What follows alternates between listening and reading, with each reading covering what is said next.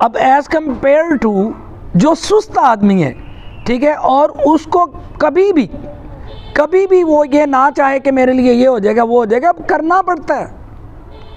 آسمان نے نہیں کھلنا کہ خزانے آنے شروع ہو جانے، میں بیٹھا رہوں، میں سویا رہوں اور میری زندگی تبدیل ہو جائے گی، ایسا نہیں ہوتا۔ یہاں پر لکھا ہے اگر خواہشیں رکھتے ہو تو محنت کرنی پڑے گی، اگر چاہتے ہو کہ لائف سٹائل اچھا ہو، یہی خواہشات ہے، ٹھیک ہے، اگر چاہتے ہیں کہ اپنا گھر، اپنا مکان، ہر ایک چیز، یعنی کہ آسائش والی زندگی، بہتر زندگی، جب دوسروں کو دیکھ کے کڑتے ہو تو یہ بائبل بیان کرتی ہے، جب ہم امثال 16 باب اور اس کی 26 آیت کا مطالعہ کرتے ہیں، یہاں لکھے محنت کرنے والی کی خواہش اس سے کام کراتی ہے۔ خواہشات رکھتے ہو تو کام کرو، کیونکہ اس کا پیٹ اس کو ابارتا ہے کہ بھائی محنت کر، پھر زندگی تبدیل ہوگی، پھر زندگی کے معاملات کیا ہوں گے؟ بہتر ہوں گے۔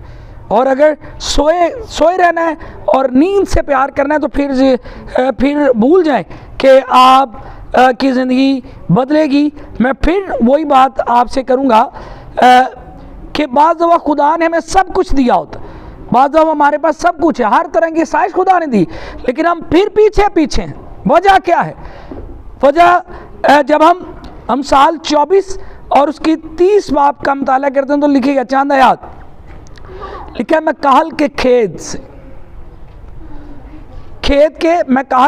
کھیت کے اور بے عقل کے تاکستان کے پاس سے گزرا، اور دیکھو وہ سب کا سب کانٹوں سے بھرا تھا اور بچھو بوٹی نے ڈکا تھا۔ کاہل، سست، جو چیز ملی ہے اس کی بھی حفاظت نہیں کر پاتا، ٹھیک ہے۔ لکھا ہے کہ میں اس کے کھیت سے گزرا، وہ کیا تھا؟ جڑی بوٹیوں، کانٹوں سے، بچھو بوٹی نے ڈکا ہوا تھا اور اس کی سنگین دوہاریں گرائی گئی، اور اتنی بھی فرصت نہیں ملی کہ میں جو اس کی باؤنڈری تھی اس کی حفاظت کر سکوں۔ نیند بھی آ رہی تھی اور سونا، یعنی کہ سونے سے محبت تھی، سونا مطلب سلیپنگ لورز، ان کی بات ہو رہی، سونا گولڈ نہیں۔ اور کوشش کریں کہ اگر آپ کے پاس کچھ ہے تو اس کی حفاظت کریں، خدا نے آپ کو نوازا ہے تو اس کی حفاظت کریں۔ اور یہاں پر لکھے اس کی سنگین دواریں گرائی گئی تھی، تب میں نے دیکھا اور اس پر غور کیا، ہاں میں نے اس پر نگاہ کی اور عبرت پائی کہ جو اس کے پاس تھا، جو اس کو دیا گیا تھا، یہ اس کی حفاظت نہیں کر سکا۔ یہ سست آدمی کی بات، اور وہ ایسا گرے گا کہ پھر وہ زندگی کے معاملات، بہاروں کو دیکھ نہیں پائے گا۔ کہتا ہے میں نے عبرت پائی، تھوڑی سی نیند، کہتا ہے میں جب ان کی حالات یا ان کی حالت زار پر غور کی تو وہ کیا کرتے ہیں؟ نیند، سلیپنگ لور ہیں، سونا، سستی انہوں نے اپنا مقدر بنایا ہوا ہے۔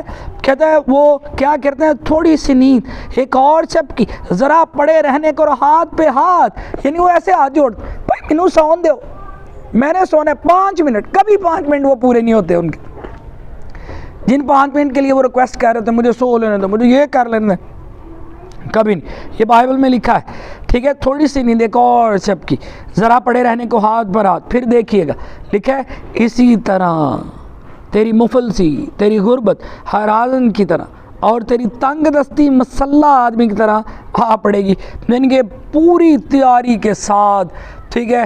ایک مسئلہ ختم، دوسرا شروع، دوسرا ختم، تیسرا شروع، اور ہمیشہ مسئلوں میں گرے رہو گے۔ اگر تم سست ہو تو مسئلوں میں گرے رہو گے۔